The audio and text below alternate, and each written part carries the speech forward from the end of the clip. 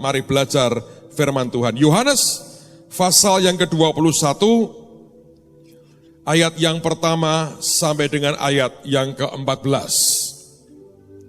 Hari ini kita akan bicara berkaitan dengan perintah Tuhan yang berkata, tebarkan jalamu di sebelah kanan. Yohanes 21, lihat mulai ayat yang pertama sampai dengan ayat yang ke-14. Kemudian Yesus menampakkan diri lagi kepada murid-muridnya di pantai Danau Tiberias. Dan ia menampakkan diri sebagai berikut. Di pantai itu berkumpul Simon Petrus, Thomas yang disebut Didimus, Natanael dari Kana yang di Galilea, anak-anak Zebedius, dan 2 orang muridnya yang lain. Kata Simon Petrus kepada mereka, "Aku pergi menangkap ikan." Kata mereka kepadanya, "Kami pergi juga dengan engkau." Mereka berangkat lalu naik ke perahu, tetapi malam itu mereka tidak menangkap apa-apa. Ketika hari mulai siang, Yesus berdiri di pantai, akan tetapi murid-murid itu tidak tahu bahwa itu adalah Yesus. Maka kata Yesus kepada mereka, "Hai anak-anak, adakah kamu mempunyai lauk pauk?" Jawab mereka, "Tidak ada." Maka kata Yesus kepada mereka, "Tebarkanlah jalamu di sebelah kanan perahu, maka akan kamu peroleh." Lalu mereka menebarkannya, dan mereka tidak dapat menariknya lagi karena banyaknya ikan. Maka murid yang dikasihi Yesus itu berkata kepada Petrus, "Itu Tuhan." Ketika Petrus mendengar bahwa itu adalah Tuhan, maka ia mengenakan pakaian sebab ia tidak berpakaian, lalu terjun ke dalam danau. Murid-murid yang lain datang dengan perahu karena mereka tidak jauh dari darat, hanya kira-kira 200 hasta saja, dan mereka menghela jala yang penuh ikan itu. Ketika mereka tiba di darat, mereka melihat api arang dan di atasnya ikan dan roti. Kata Yesus kepada mereka, "Bawalah beberapa ikan yang baru kamu tangkap itu." Simon Petrus naik ke perahu, lalu menghela jala itu ke darat, penuh ikan-ikan besar, 153 ekor banyaknya. Dan sungguh pun sebanyak itu, jala itu tidak koyak. Kata Yesus kepada mereka, "Marilah dan sarapanlah." Tidak ada di antara murid-murid itu yang berani bertanya kepadanya, "Siapakah engkau?" Sebab mereka tahu bahwa ia adalah Tuhan. Yesus maju ke depan, mengambil roti dan memberikannya kepada mereka. Demikian juga ikan itu. Itulah ketiga kalinya Yesus menampakkan diri kepada murid-muridnya sesudah ia bangkit dari antara orang mati. Saudara sekalian, ada sebuah pertanyaan yang menggelitik hati saya sebetulnya ketika saya membacakan ayat ini.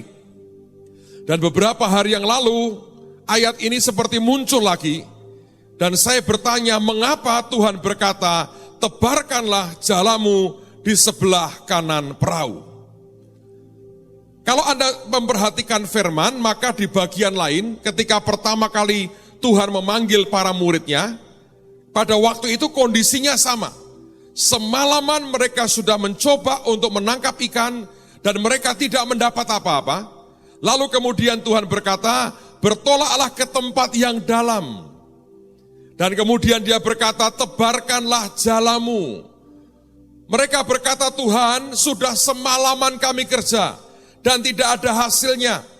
Tapi karena Engkau yang mengatakannya, kami akan melakukannya juga." Lalu mereka menebarkan jalannya penuh dengan ikan, dan jala mereka koyak dan kapal mereka nyaris tenggelam. Itu pertama kali ketika Tuhan memunculkan dirinya sebagai juru selamat dan memanggil para murid-muridnya, para nelayan itu untuk menjadi muridnya. Tapi kemudian setelah 3,5 tahun mereka ikut Tuhan, mereka melihat sebuah kenyataan yang mengerikan. Tuhan yang mereka pikir akan membebaskan mereka dari cengkraman orang Romawi, tiba-tiba Tuhan yang sama ditangkap, kemudian disiksa, kemudian disalibkan, kemudian mati, dan mereka mendengar berita bahwa katanya dia sudah bangkit dari antara orang mati. Dan satu hari dalam keadaan yang sangat galau, Simon Petrus berkata, aku mau pergi menangkap ikan. Seperti dia berkata, aku mau kembali kepada profesiku yang lama, aku mau pergi menangkap ikan. Dan yang lain berkata, kami ikut. Rasanya buat mereka tidak ada pilihan. Memang pernah Tuhan menampakkan diri, tapi tidak seperti yang dulu, dan tidak setiap hari mereka bisa jumpai. Dan akhirnya semalaman lagi mereka mencoba menangkap ikan dan tidak ada hasilnya. Dan kita berkata, hari mulai siang, mereka sudah hampir sampai ke darat, dan tiba-tiba Tuhan berdiri di pantai dan dia bertanya, hei anak-anak, ada lauk pauk tidak? Seperti dia berkata, aku minta dong ikan yang kamu tangkap. Mereka berkata, tidak ada. Lalu suaranya bergema lagi berkata, tebarkan jalamu di sebelah kanan, kamu akan memperolehnya. Dan cukup aneh, mereka mengikuti akan suara itu, karena bagaimanapun kalau Tuhan bicara, kekuatan ilahinya tidak akan pernah bisa dilawan. Mereka menebarkan jalannya ke sebelah kanan perahu. Alkitab berkata, mereka menangkap ikan-ikan besar, 153 ekor banyaknya, dan Alkitab berkata sekalipun sebanyak itu, jala mereka tidak koyak. Lalu murid-murid yang lain mulai datang membantu mereka untuk menyeret jala itu sampai ke darat. Alkitab berkata, sebab mereka tidak terlalu jauh dari pantai. Pertanyaan yang mengganggu menggelitik hati saya adalah, mengapa Tuhan berkata, tebarkanlah jalamu di sebelah kanan? Saudara sekalian, saya melihat 3-4 poin yang saya mau sampaikan buat saudara pada hari ini. Mari belajar bagaimana bijaksana dalam kehidupan kita.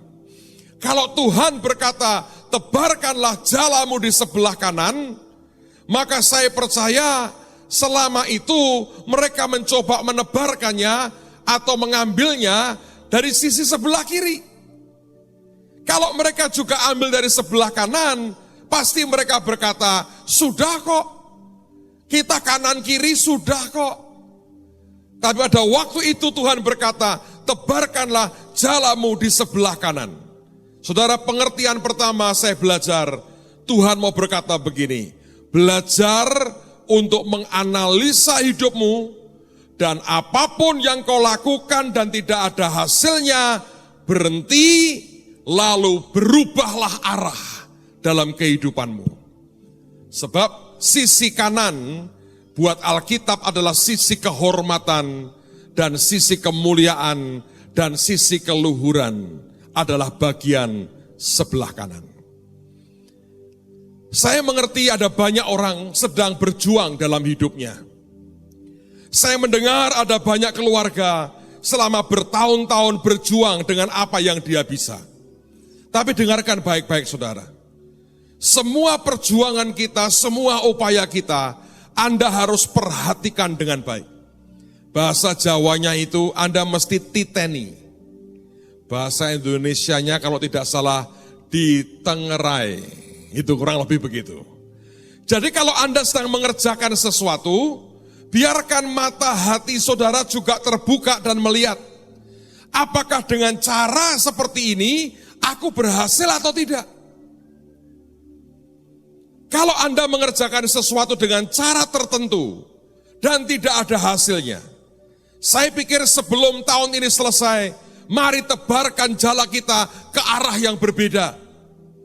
Mari berhenti pakai cara yang lama, cara yang tidak terhormat, cara yang tidak ada keluhurannya. Ubah cara kita menjadi cara Tuhan. Kelihatannya hari itu sudah tidak ada harapan lagi. Ketika pagi mereka ikan-ikan sudah nyaris susah untuk didapat karena mereka semua akan turun ke bawah. Tidak mungkin dijala lagi ketika hari sudah mulai siang. Tapi Tuhan mau berkata, kamu selama ini menebarkan ke arah yang salah. Kamu berfokus kepada sisi yang keliru. Dan Tuhan berkata, belajar untuk berani berubah dan geser ke sisi yang lain. Dan saya harus jujur berkata buat saudara, yang namanya perubahan itu sesuatu yang paling ditakuti oleh manusia. Manusia cenderung ingin nyaman di tempat yang biasa dia ada. Dan kadang-kadang dia sudah nyaman di tempat itu, walaupun tidak ada hasilnya. Dia berkata, ya cara saya nyaman begini. Ada orang yang apapun kalau dikerjakan, selalu berpikir aku mesti utang sama orang lain. Dia hutang ke sudah belasan orang, puluhan orang, dan tidak ada hasilnya. Tapi ada orang yang nyaman dengan cara berhutang. Walaupun tidak ada hasilnya, dia toh terus akan melakukan itu. Dan saya berkata, kalau saudara berani melangkah, berhenti berhutang, cari cara yang berbeda. Sebab sampai hari ini, mujizatnya masih nyata. Ada orang-orang yang kalau kerja dalam hidupnya seringkali diwarnai dengan kepahitan dan kemarahan dan kebencian. Kita begitu gampang dikecewakan, hati kita begitu mudah untuk marah. Kita berkata ini jahat, itu jahat, ini tidak benar, itu tidak benar. Dia menipu, dia juga menipu. Dan kita dikuasai oleh kemarahan dan kekecewaan. Dengan kemarahan dan kekecewaan seperti itu, toh tidak ada hasilnya. Tapi saya lihat ada orang-orang yang begitu sukar melepaskan kemarahan dan kekecewaan dalam hidupnya. Dan dengan kemarahan, kekecewaan, sakit hati, tidak ada hasilnya. Hari ini engkau dengarkan suara Tuhan. Tebarkanlah jalamu di sisi sebelah kanan dari perahu hidupmu. Singkirkan semua yang sudah bertahun-tahun tidak memberikan hasil buat kita. Untuk apa dipertahankan? Satu hari kami ibadah di sebuah gereja. Dan begitu kita melihat cara ibadahnya, saya dengan teman saya hanya berpandang-pandangan dan berkata, ini sih tinggal tunggu waktu akan habis. Lalu teman saya berkata, ini sebetulnya kalau diundangkan orang yang jago untuk marketing, diberitahu bagus ini pendetanya. Caramu begini tidak ada orang mau datang. Tapi saudara sekalian, di dalam kenyataannya, yang namanya tradisi dan kebiasaan itu tidak gampang dibongkar. Karena kita sudah nyaman dengan itu. Nah, titik kenyamanan yang tidak membawa hasil, saya berkata bongkar saudara. Atau kenyamanan yang tidak membawa akan lompatan pertumbuhan, bongkar dalam kehidupan kita. Izinkan Tuhan berkata, tebarkan jalamu di sebelah kanan. Saudara, satu hari ada seorang yang melihat orang lain melakukan tindakan yang konyol. Dia melempar bola ke atas. Kemudian dia tunggu bolanya turun, ditangkap lagi. Dia lemparkan ke atas lagi. Dia lihat, ditunggu bolanya turun, mental, ditangkap lagi. Dan dia lakukan sampai puluhan kali. Lalu kemudian orang ini berkata, tanya kepada orang yang berbuat itu, dia berkata, aneh ya orang ini. Sudah puluhan kali dia ulang lagi, dia lempar bolanya ke atas, turun ke bawah, ketika mental dia tangkap lagi. Dia berkata begini, Mas, dari tadi saya perhatikan Anda puluhan kali kau lakukan itu. Bola kamu lempar, turun ke bawah, begitu mental kamu tangkap. Kamu lakukan puluhan kali. Tujuanmu apa? Lalu orang ini berkata, siapa tahu ketika saya lemparkan ke atas, mentalnya ke samping. Terus? Ya siapa tahu. Saya lempar ke atas terus. Siapa tahu suatu hari mental ke samping. Ternyata usut punya usut. Orang ini baru keluar dari rumah sakit jiwa. Sebab dia tidak pernah sadar, kalau bola dilempar ke atas, ada daya tarik bumi, maka bolanya akan turun ke bawah. Dia sudah puluhan tahun melakukan itu, melakukan itu, dan tidak ada perubahan apapun, dan dia terus kerjakan. Lalu dia berkata, siapa tahu? Siapa tahu? Ada orang yang habis-habisan karena berjudi. Satu hari saya tanya dengan dia, Kamu kok bisa judi dari mana? Pertama kali saya diajak teman saya, Pak. Saya menang. Bayangin, Pak. Sekali taruh nomor, saya dapat 10 juta, Pak, tahun itu. Lalu saya bayangkan kerja apa? Cuma sekian detik dapat 10 juta. Lalu kemudian besoknya saya tanpa ditameni siapapun, saya berjudi sendiri, Pak. Nah, kamu kalah atau menang? Ya terus terang, Pak, kalah. Kenapa kamu terus lakukan itu? Dia jawabannya sama. Siapa tahu satu kali aku menang. Dan tidak ada yang tahu, saudara, kapan dia akan menang. Dia pernah mencicipi sesuatu yang dia pikir akan selamanya seperti itu. Tapi dia sudah kerjakan sampai mungkin ratusan kali dengan mengorbankan terlalu banyak dan semuanya, dan masih berharap satu kali mudah-mudahan siapa tahu saya menang. Sekarang saya dengar yang lagi populer itu judi bola. Saya beritahu ya, pelatih Chelsea baru dipecat, saudara. Tapi dipecat dengan pesangon ratusan miliar tanpa judi bola. Ada orang yang habis ratusan miliar, nendang bola aja meleset. Tapi orang berkata, siapa tahu? Saya mau bertanya, Anda mau tunggu sampai sehabis apa hidupmu? Seringkali kita nebarkan dengan cara sebelah kiri. Cara yang Alkitab berkata tidak terhormat. Tidak ada honornya, tidak ada kehormatannya. Tidak ada keluhurannya. Kalau terus dengan cara seperti itu, tipu sana, tipu sini, Anda berpikir bahwa itu akan memberkatimu. Saya berkata kalau itu yang dikerjakan, berhenti, saudara. Sebelum tahun ini berakhir, dengarkan suara Tuhan yang berkata, tebarkan jalamu di sebelah kanan. Kita harus berani membuat sebuah perubahan yang radikal. Kalau selama ini yang dikerjakan justru tidak membawa kebaikan dan tidak ada hasil apapun. Mengakui bahwa kita buat sebuah kesalahan dan kebodohan di hadapan Tuhan. Tandanya kita mau bertobat dari cara yang lama, itu akan membuat hidup kita akan diubah Tuhan dengan luar biasa. Orang yang tidak pernah mau berubah, menurut saya sampai kapanpun berkatnya tidak ada. Orang yang berani berubah, berani berbeda, berani menebarkan ke sisi yang lain, menurut saya, orang itu adalah orang yang akan diberkati Tuhan dengan ajaib.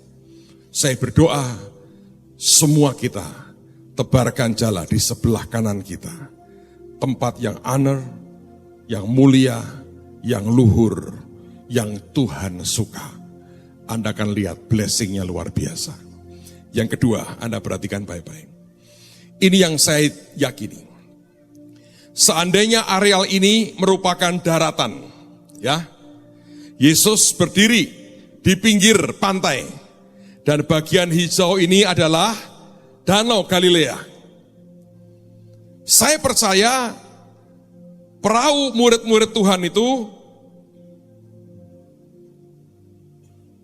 arahnya begini. Mau arah begini juga boleh, terserah saudara, arahnya begini. Nah, kalau Anda membayangkan ini, misalnya perahunya menghadap begini. Sisi kanan itu saya percaya sisi yang dangkal. Yakin saya. Sisinya sisi yang dangkal ini. Anda tahu jaraknya, kalau kita hitung dengan meter, itu enggak sampai 100 meter. Kira-kira sekitar 90 meter dari bibir pantai sampai ke perahu mereka. Ini pasti sebelah kanan ini, sebelah yang dekat dengan pantai. Makanya Alkitab mengatakan mereka tidak jauh dari pantai. Saya coba hitung kira-kira 90 meter kira-kira. Logikanya berkata begini, Kalau aku mau menangkap ikan, aku tidak mungkin nangkap di bagian yang dekat dengan pantai. Ini bagian yang dangkal, nggak ada ikannya di situ.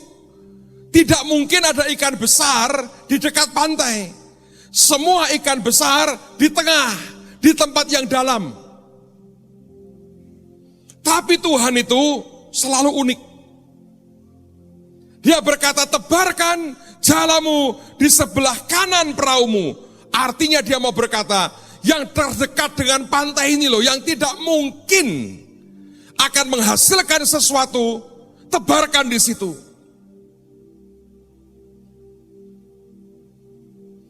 Mereka melakukannya.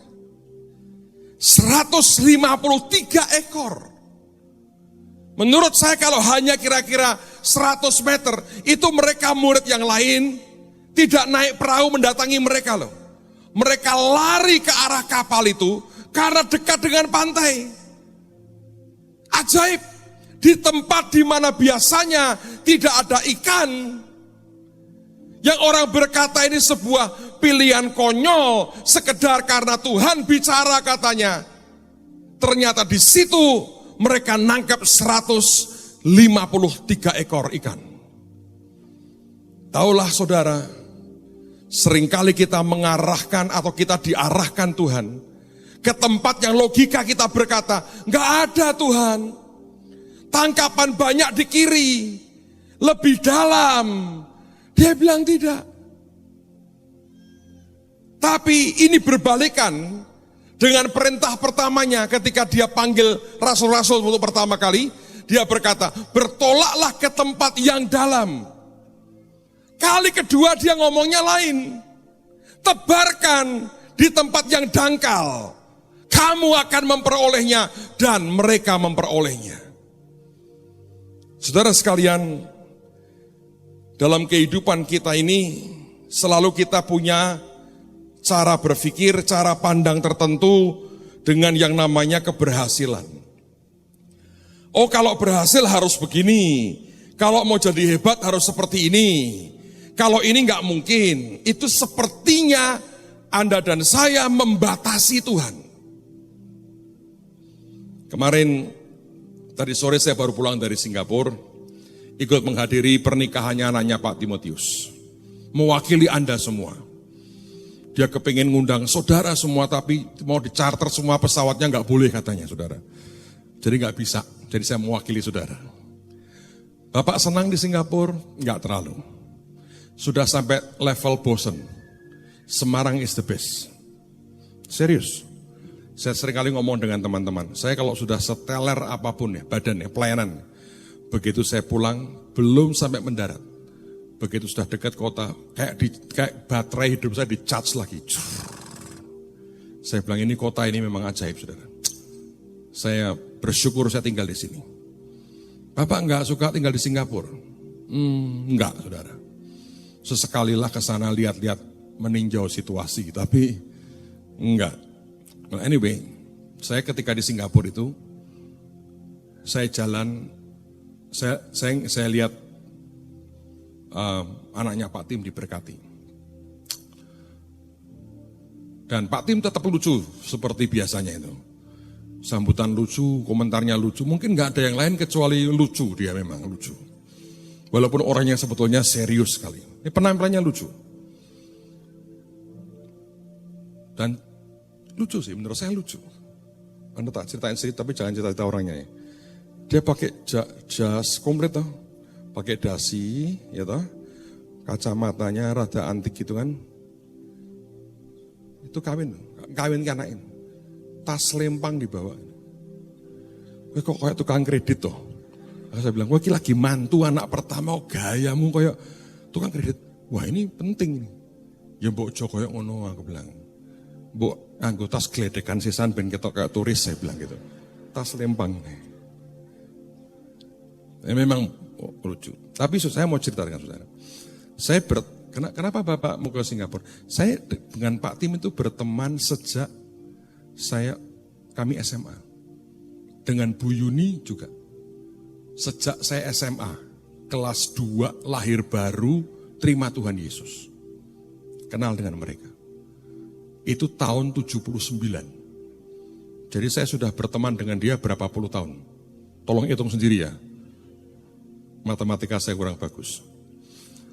Saudara sekalian, saya mau cerita sesuatu yang menurut saya Anda perlu dengar ini. Karena banyak orang tidak ngerti. Waktu terjadi kegerakan tahun 79, itu pelajar-pelajar terima Tuhan. Bapak Ibu dengerin baik-baik. Kalau kita ya, anak kita tidak dari sejak dini ketemu Tuhan dalam hidupnya, nanti tumbuhnya lebih ke duniawi. Serius. Dan hari ini banyak orang tua lebih concern anaknya, sekolah yang pintar, sekolah di mana? Saya beritahu ya, berkat Tuhan yang menjadikan kaya, susah payah tidak menambahinya. Serius. Ini saya mau cerita. 79, ratusan pelajar terima Tuhan. Tapi saya belajar begini, semua kegerakan itu bukan karena organisasi, tapi Tuhan pilih orang-orang tertentu. Nah, kira-kira setahun setelah peristiwa itu, mulai ada sebuah fenomena. Fenomenanya ialah, begitu banyak orang-orang inti yang keluar dari Semarang. Di tahun itu nggak ada universitas bagus di kota ini. Nggak ada. Sehingga mereka pada keluar. Satu persatu orang-orang yang dipakai Tuhan ini keluar. Sebagian ke kota lain, kuliah. Sebagian bahkan ke negara lain. Dan kebanyakan waktu itu pada pindah ke Amerika. Sebagian pindah ke Australia. Untuk apa? Sekolah. Satu persatu pergi, satu demi satu pergi. Sampai saya berpikir begini, nah, lama-lama waktu mereka pergi, itu kegerakan itu turun apinya. Merosot. Berat sekali keadaannya. Sampai saya berpikir begini, mungkin memang harus begitu kali ya. Kita harus mulai menata masa depan kami, dan kemudian jadi baik-baik, dan selesai. Dan waktu itu saya ditawari, diberi beasiswa sekolah Alkitab. Di kota Perth, di Australia Barat, namanya Perth Bible College. Saudara, saya sudah mengiyakan. Hanya kurang 1 minggu, waktu yang pendeta yang mau sponsori saya datang ke Semarang, Tuhan ngomong sama saya di Taman Getsemani, jangan tinggalkan kota ini.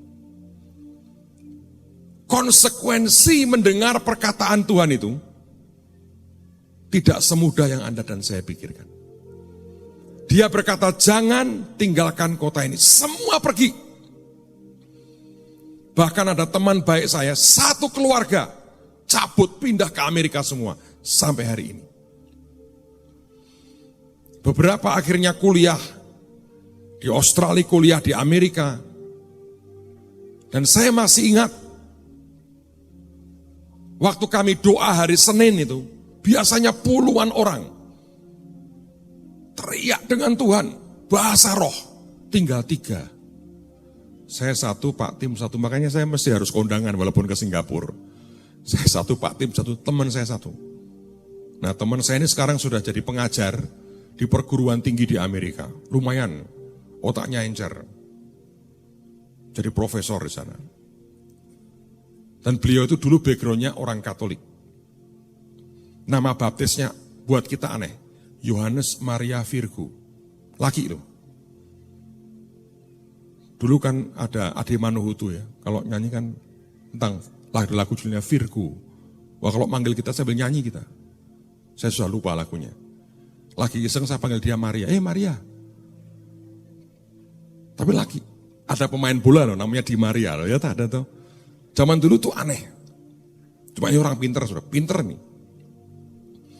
Tinggal kami bertiga loh. Itu ada kantornya Pak Adi Sutanto. Itu ada meja gede. Kami itu duduknya di belakang meja.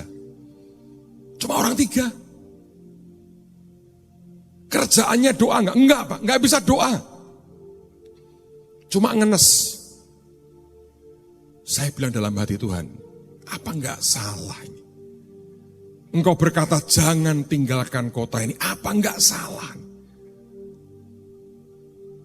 Dan teman saya ini, yang akhirnya pindah ke Amerika, dia cerita dia kerja di perusahaan tertentu. Dia bilang, aku ini enggak kerja sebetulnya, yang kerja robotik semua. Sudah pakai mesin. Dia bilang, bosen aku. Enggak lama kemudian, dia ke Amerika. Dia tidak pulang. Kawin, punya anak, ngajar sana, tidak pulang. Terakhir pulang saya marahi sedikit. Dulu janjinya pulang. Keadaan berubah katanya. Ada panggilan yang berbeda. Tapi, saya pada waktu saya masih ingat, saya bilang, Tuhan apakah ini salah? Dia berkata, jangan tinggalkan kota ini. Saya bilang, ini kota sudah tidak ada apa-apanya. Kegerakan sudah mati. Kita nggak bisa berbuat banyak. Apa ini bukan sesuatu yang salah? Seperti para murid kalau sempat berpikir, dia berkata, engkau menyuruh kami menebarkan jala ke daerah yang dangkal. Apa ini nggak salah? Tapi ini poin ketiga yang saya mau sampaikan buat saudara. Apa hebatnya ke sebelah kanan? Hebatnya karena Tuhan yang bicara. Sekalipun kenyataannya kita berkata, ini salah. Tapi kalau Tuhan bicara, perkataannya itu yang Anda dan saya harus pegang. Karena itu jaminan, saudara. Februari nanti, saya dapat undangan lagi makan pagi dengan Obama. Saya pikir saya pengen datang karena setelah ini Obama nggak jadi presiden lagi. Tapi salah satu yang saya akan kunjungi adalah saya diundang oleh perguruan tinggi tempat teman saya si Maria ini jadi profesor, saudara. Kemarin di Singapura dia telepon saya. Dia bilang gini, wah waktu ngerti kamu mau datang, mereka antusias. Kami akan sambut Anda besar-besaran. Saya hanya ketawa.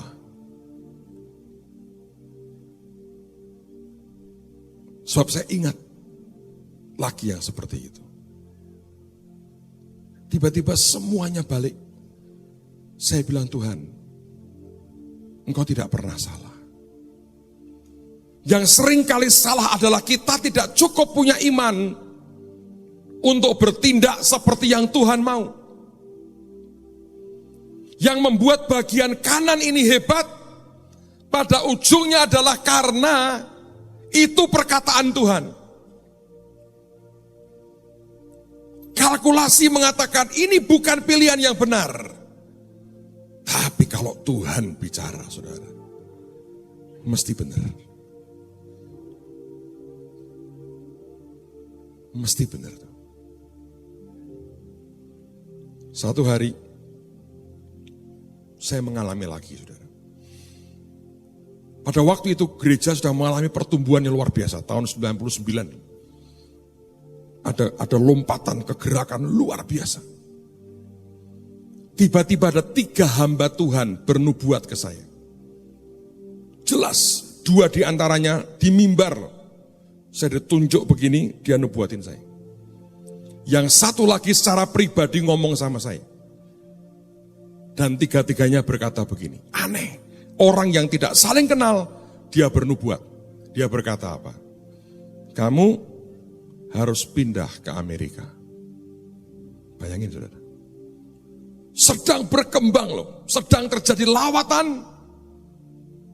3 hamba Tuhan berkata, kamu harus pindah ke Amerika. Saya sudah ngalami Tuhan berkali-kali.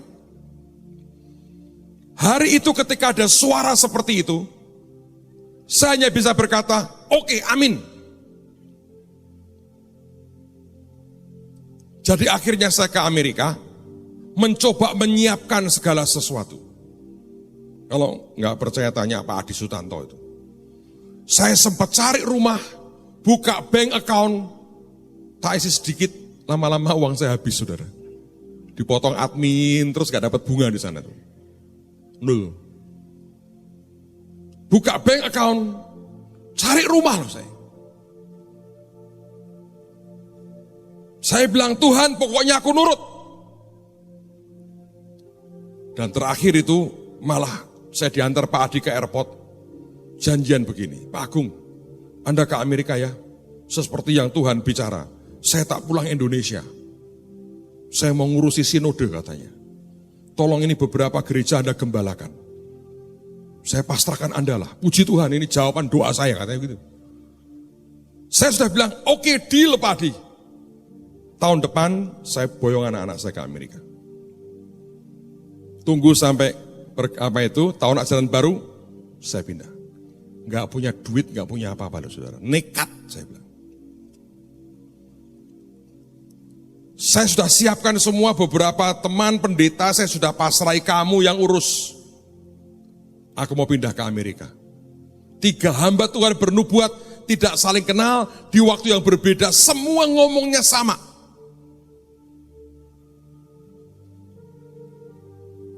Saudara tahu apa yang terjadi? Setelah semuanya siap, sudah saya siapkan semua ini.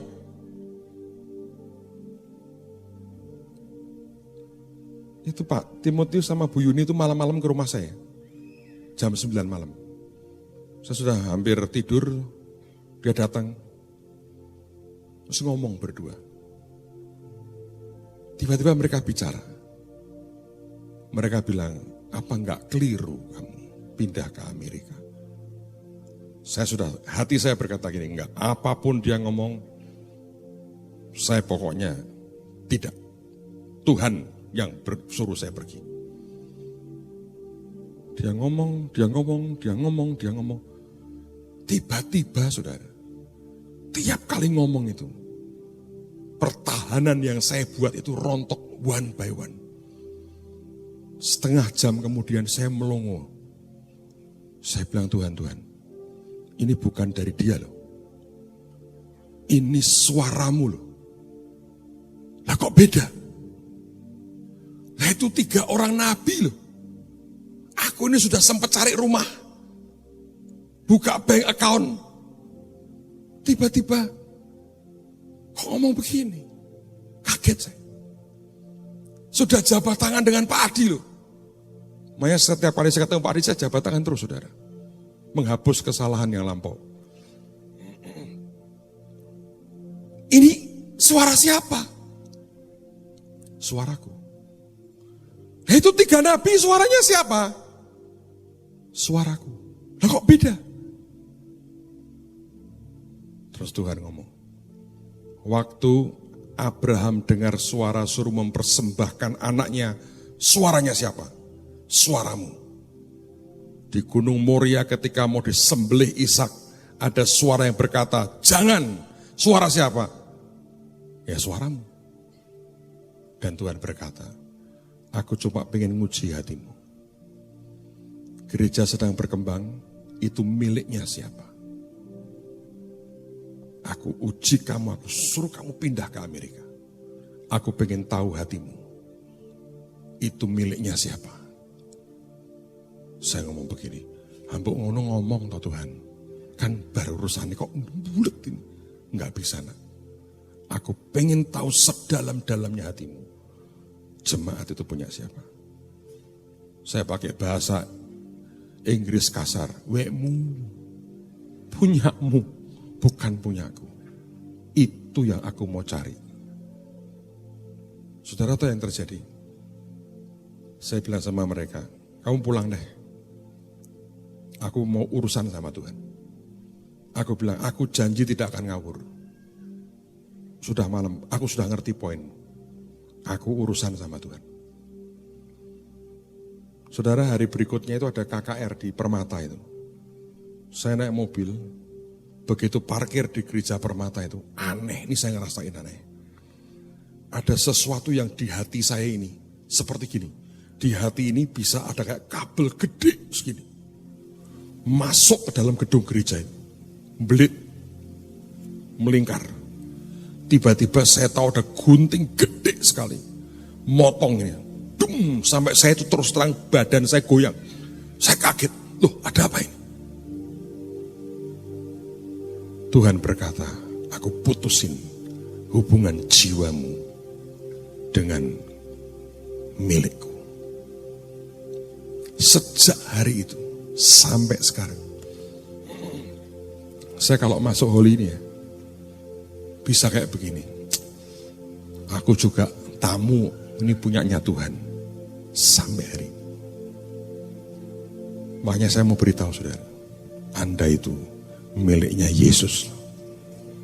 Sampai Tuhan itu tidak pernah mau siapapun merasa memiliki Anda. Sebab dia mau berkata, aku mau memiliki anakku ini sepenuhnya. Supaya aku bisa membawa mereka ke tempat yang aku kehendaki. Dan begitu acara itu selesai, tiba-tiba gereja itu meledak, boom. Dan Tuhan berkata, bangun Holy, bangun ini, sampai dengan hari ini. Kalau Anda mau tahu rahasia belakangnya adalah, tidak ada orang yang memiliki Anda, kecuali Yesus sendiri. Itu yang membuat sampai hari ini, saya bilang Tuhan, perkataanmu itu luar biasa. Ajaib. Saya tadi pagi di Singapura, pesawatnya nggak ada yang pagi, yang ke Semarang. Saya ke airport sudah nggak tahan. Saya bilang aku sudah bosan di sini. Baru 2 hari. Saya mau balik. Saya mau ketemu dengan miliknya Tuhan Yesus sendiri. Yaitu Anda dan saya. Perkataannya itu dahsyat. Saudara harus mengerti itu. Kalau manusia berkata itu milik saya, nggak ada gunanya. Tapi kalau perkataan Tuhan Anda dengar, ujungnya tidak ada manusia dipermuliakan. Ujungnya cuma Tuhan yang dipermuliakan. Yang percaya katakan amin. Yang keempat, yang terakhir. Tuhan Yesus pertama kali bertanya, hai anak-anak, adakah kamu punya lauk pauk? Mereka berkata tidak ada. Kesannya apa? Kesannya Tuhan tidak punya ikan. Dia pengen makan dan tidak ada lauk pauk, nggak ada ikannya. Dia minta ke murid-muridnya. Tapi kalau Anda membaca ketika mereka sampai di daratan, Tuhan sudah manggang roti dan ikan. Ya kan? Itu ikan bukan tangkapan mereka loh. Karena kemudian Tuhan berkata, ambil dong beberapa ikan tangkapanmu, diambil dan dibakar. Dan dia berkata, ayo sarapan. Saudara, kalau Anda mau mengerti, inilah yang di hati Tuhan. Kalau dia tanya ada lauk pauk, Anda berkata enggak ada, dia akan berikan. Ketika kita diberkati Tuhan, dia berkata beberapa tangkapanmu ayo dibakar sama-sama. Kita makan sama-sama. Itu kehormatan. Di zaman itu yang terhormat adalah orang yang akan menjamu. Semua yang menjamu orang dengan makanan, letaknya di atas yang lain. Hari itu Tuhan mau berkata, sebetulnya gua gak usah minta sama kamu. Aku sediakan sarapan buat kalian. Tapi selalu hatinya berkata, ayo duduk memerintah bersama dengan aku. Dan itu kehormatan. Itu bukan pemerasan. Tuhan yang memberikan ikan kepada mereka, dia bahkan berkata, berikan beberapa ekor, mari kita makan sama-sama. Dia juga punya ikan yang sudah dibakar. Banyak orang mungkin tidak pernah mengerti akan sisi ini. Ketika setiap kali Tuhan berkata, ayo nak, korban sesuatu. Kita berkata, kenapa engkau selalu minta kepadaku? Tuhan bilang, jangan salah mengerti. Aku sedang menaruh engkau di tempat yang terhormat. Saudara, saya punya pengalaman kecil. Kelihatannya mungkin sepele, tapi itu membekas di hati saya. Mungkin anak-anak saya juga tidak pernah mengerti itu yang saya rasakan. Satu hari mereka berkata begini ke saya, Pi, ayo makan Pi. ada makanan enak, Pi.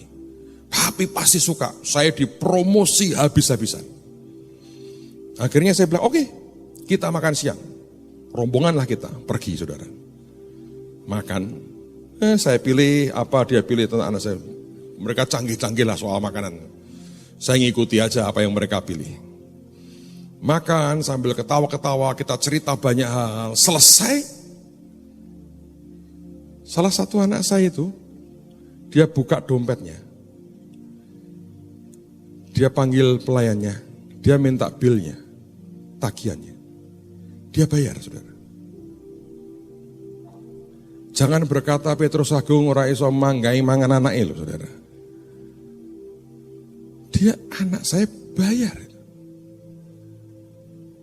Saya sudah mau keluarkan dompet saya loh. Karena saya merasa sebagai orang tua kan saya mesti memberkati. Hari itu anakku yang bayar.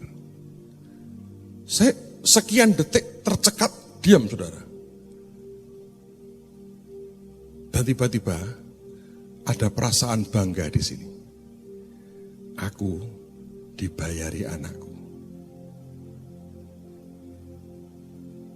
Mungkin Anda lain dengan saya. Beneran ya Pak ya? Bukan soal beneran saudara. Sesok jaluk meneh Pak. Bukan soal itu.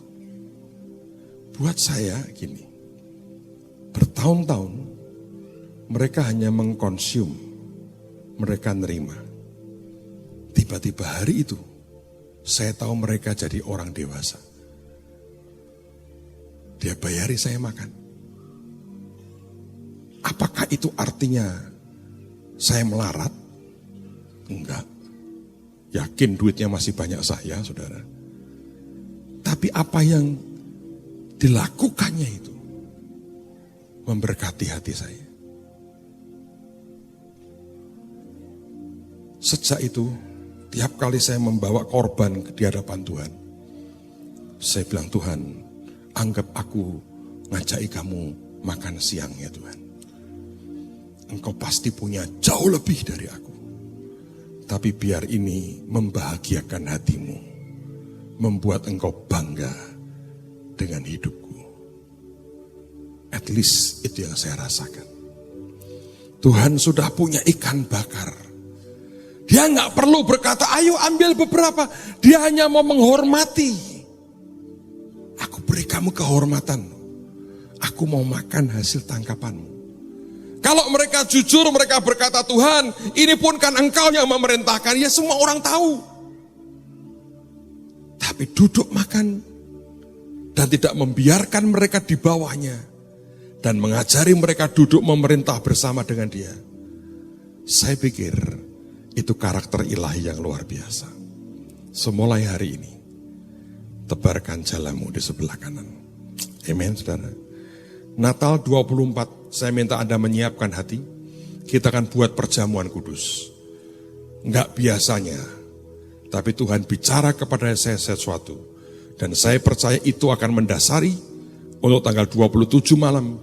Kita akan tetap berkata, aku mau pegang semua perjanjianku dengan Tuhan. Dan tanggal 28, penetapan buat 2016. Saudara, saya tahu ini hari-hari terakhir sebelum tahun ini selesai. Semari lakukan yang Tuhan mau. Hidupmu akan diberkati Tuhan. Yang percaya katakan amin. Tutup Alkitabmu, mari berdiri bersama-sama. Ada satu lagu lama, karena begitu Allah cinta dunia, sehingga diberikannya anaknya yang tunggal, supaya yang percaya jangan binasa, melainkan beroleh hidup yang kekal. Yang percaya katakan haleluya. Mari angkat tangan kita di hadapan Tuhan yang baik.